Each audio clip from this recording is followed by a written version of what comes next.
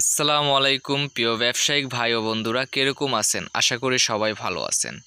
আজকে আমি আপনাদের বলবো 2026 সালে ডিলারশিপ ব্যবসা করলে আপনার কি কি যোগ্যতা লাগবে এবং ডিলারশিপ ব্যবসা কি আসলে লাভজনক এই 2026 সালে। তো আজকে আমি আপনাদের দেখাচ্ছি আমার ভিডিওতে আমার গোডাউনে যে মালগুলো আছে স্টক করে রাখি। আমি এখান থেকে পাইকারি মাল সেলস করি দোকানে দোকানে।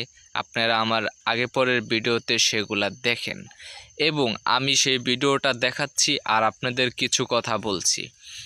আসলে ডিলারশিপ ব্যবসা হয়েছে একটা ম্যানেজমেন্ট।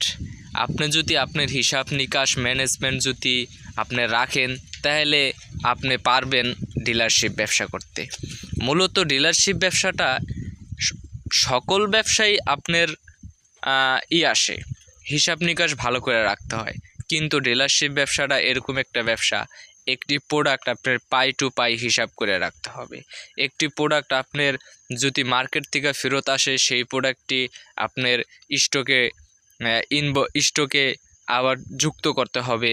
আবার যদি একটি প্রোডাক্ট আপনার স্টক থেকে চলে যায়, সেলস হয়, সেই প্রোডাক্টটি আপনার নগদ খাতায় উত্তোলন করতে হবে। তাহলে আপনি বুঝতে পারবেন মাস শেষে আপনার কী হইতাছে। কারণ স্টক ব্যবসা হচ্ছে এরকম একটা ডিলারশিপ ব্যবসার একটা অঙ্গ। কারণ আপনার গোডাউনে অনেক টাকার মাল রাখতে হয়।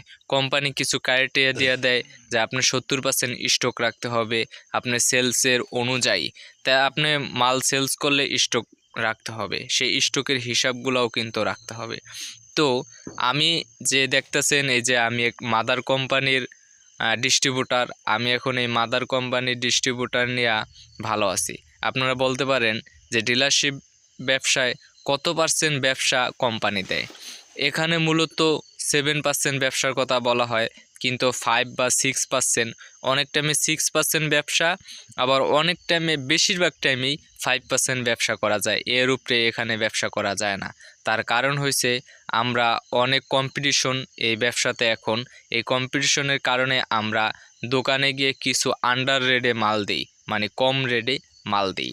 তো কম রেটে মাল দেওয়ার কারণে আমাদের 7% থেকে 5% ব্যবসা আইসা পড়ে।